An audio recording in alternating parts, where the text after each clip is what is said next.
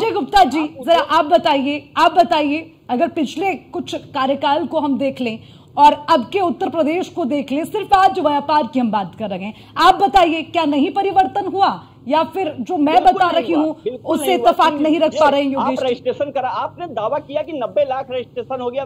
ठीक है योगेश जी, ठीक है ना, मैं संजय गुप्ता जी से पूछ ले रही हूँ, यूपी आदर्श व्यापार मंडल के प्रदेश अध्यक्ष हैं, वो जान लेते हैं उनसे। उचित जो संसाधन है वो प्रोवाइड नहीं करा पा रहे हैं। रुकते नहीं है योगेश जी, आप रुक जाइए ना एक मिनट। तो लीजिए, ठीक है, मैंने सुन लिया, मैंने तो सुन लिया। मैं संजय जी बोलिए ना, संजय जी के पास जाते हैं, वापस आऊंगे आपके पास। संजय जी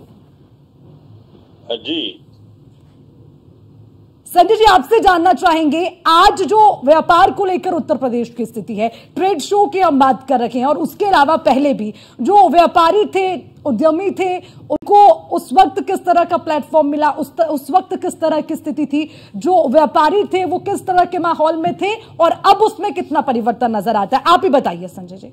देखिए, उपराष्ट्रपति जी ने आज जो टिप्पणी की है योगी जी को लेकर के, निश्चित रूप से वो सत्य है।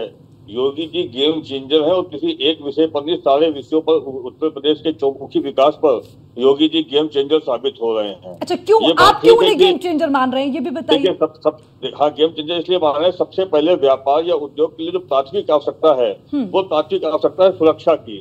आज उत्तर प्रदेश में व्यापारी और उद्योग के क्षेत्र पे काम करने वाले लोग अपने आप को सुरक्षित महसूस करें। सबसे पहले किसी भी व्यापार और उद्योग के लिए जो पहली आवश्यकता होती है वो उद्योग और व्यापार को सुरक्षा की आवश्यकता होती है, वो आज उत्तर प्रदेश में भरपूर तरीके से मिल रही है। साथ ही साथ सरकार का मुखिया इस बात की चिंता करता है कि प्रदेश में उद्योग बढ़े, वो किसी भी नाम से हो सकते हैं। देखिए, सरकार तो एक सतत प्रक्रिया है, चाहे वो समाजवादी की हो, चाहे कांग्रेस की हो, चाहे वो बसपा की हो और चाहे वो भाजपा की हो, ये लगातार चलती रहती। ऐसा नहीं कि कभी नहीं कुछ रहा, लेकिन योगी जी गेम चेंजर है, ये बिल्कुल सच है। क्योंकि जो इन्वेस्टर समिट हुए हैं, इन्वेस्टर समिट के माध्यम से यूपी में तमाम बदलाव आए हैं। आप देखेंगे डिफेंस कॉरिडोर आज उत्तर प्रदेश में आया है और विशेष रूप से लखनऊ में इसका कार्यक्षेत्र ज्यादा बढ़ा है। ओडीओपी की जो इनकी योजना है उसके माध्यम से एमएसएमई सेक्टर को बहुत बढ़ावा मिला है। वो प्रत्येक जिले की अपनी कुछ विशेषता है और इस समय जो सबसे बड़ी बात है वो ये है कि मुख्यमंत्री जी जब सोचते हैं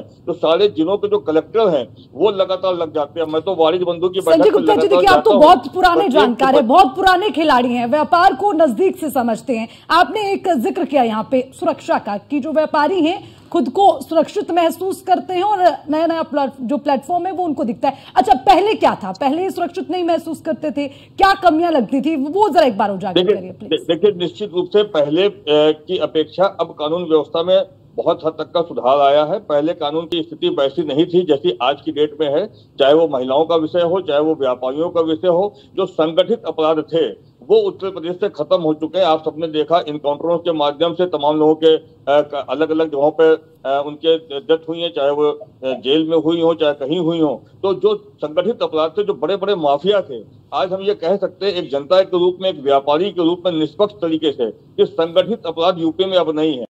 गली बस ये मैं जानना चाह रही थी, क्योंकि मुझे लगता है योगी जी को लगता है कि सिर्फ मेरी रिपोर्ट ये बता रखी है, लेकिन अब आप तो बहुत पुराने मंझे हुए खिलाड़ी हैं, आपने तमाम बातों को सामने रखा। ठीक है, वापस आऊंगी।